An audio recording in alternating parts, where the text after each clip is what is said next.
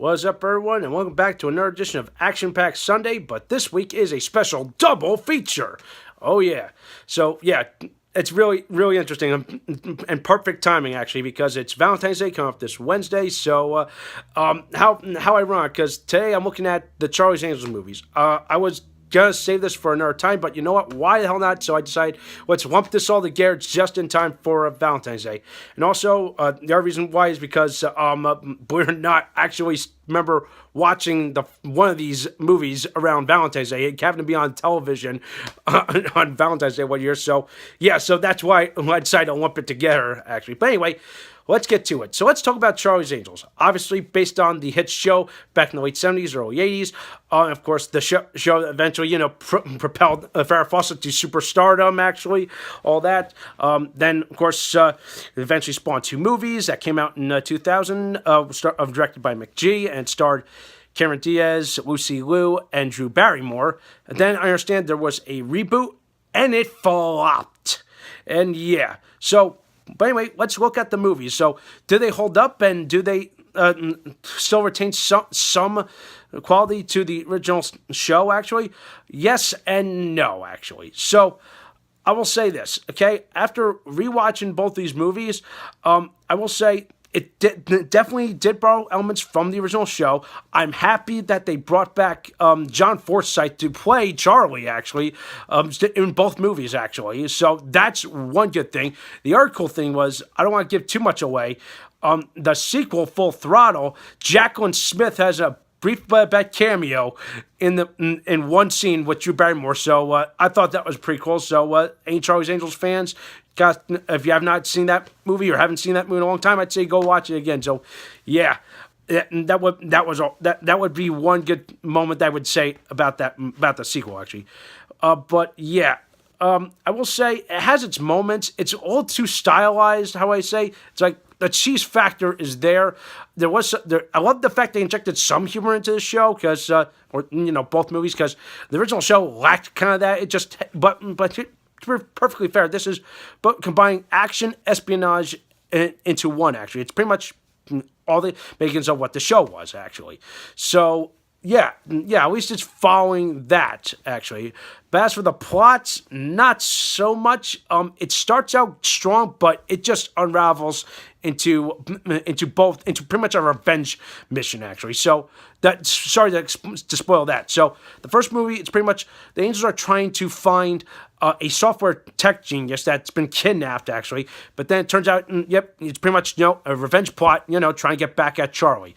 And then the sequel, it's pretty much, they're trying to find these rings that's pretty much contain. They're part of a project called Project Halo. No relation to the Halo video games. Actually, it's like witness protection program kind of things. But then just slowly deteriorates into once again another revenge angle. With the villain being played by Demi Moore, which I thought was another good shining moment of that sequel actually.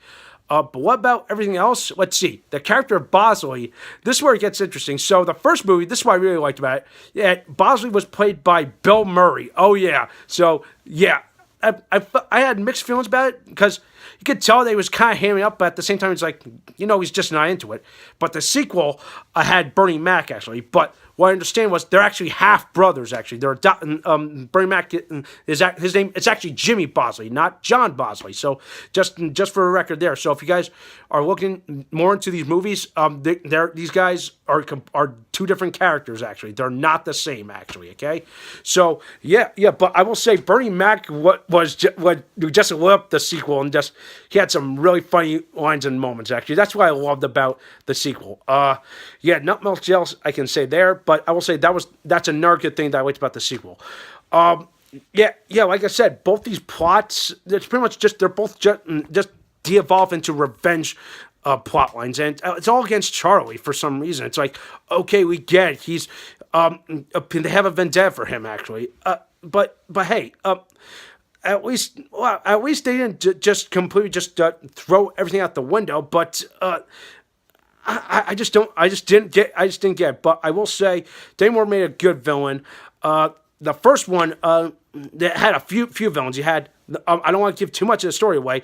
You had Tim Curry playing the villain, so at least they had some classy star power there. And then they had one recurring villain for both movies, which was the Thin Man, played by Crispin Glover.